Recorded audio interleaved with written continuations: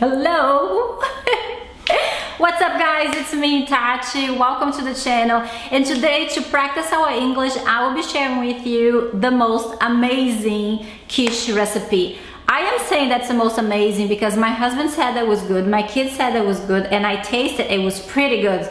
So if you taste it and you think that's not that good, leave in a comment below because I will definitely be very happy because somebody's probably lying to me. Okay, here they are. They're so cute. Look at this, so cute. It was so easy to make. It was pretty good. So that is the second time that I have made those little quiches. So make sure that you check the info box below, and if you want to have the list, just go over there and you have everything that you're gonna need. Okay, so let's do it. We're gonna need some puff pastry, so definitely choose your favorite one so you can be completely happy with the result. And make sure that you just leave it on a counter to get room temperature so it's not going to break when you open. I don't have a cutter, so I'm using IKEA mug because everybody has an IKEA mug in the house. In the end, it works really well for me. You don't need to add butter or oil in your tin, just pop your little circles of puff pastry because they will come out, believe me, they will. And make sure that you use the leftovers of the dough so you can just maximize the amount of quiches that you're gonna have in the end. I have a big family, so I need to make a double of the recipe, but if you have a small family, just make half.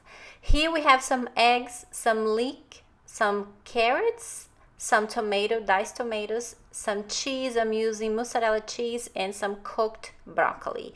In a big bowl, we're gonna mix them all together, and feel free if you wanna add some salt or pepper, but I just need to add my at the end because my husband is always complaining that I put too much salt in my food. So yeah, there we go. And I'll be adding my pepper and my salt in my eggs, and with my fouet I will just give a good, very good mix because I don't like when I have those chunks of yolk inside my quiche, but that's just me. And when I'm happy, I will just add my full fat cream and just give another very quick mixing, and the cream is ready. And now that we have everything basically ready, the vegetables, the cream and the egg, the cheese, we can start setting up our little quiches.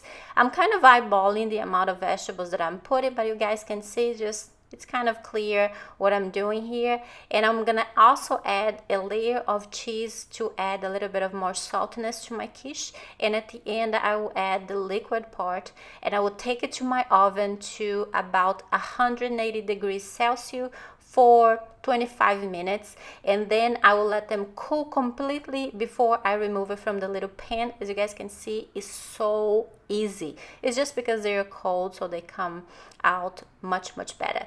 I hope you guys enjoy this recipe. Just leave a comment below, just give me a thumbs up, just let me know what you want for the next video. Okay, bye. Should I eat one in front of you? I don't know, do you have time for that?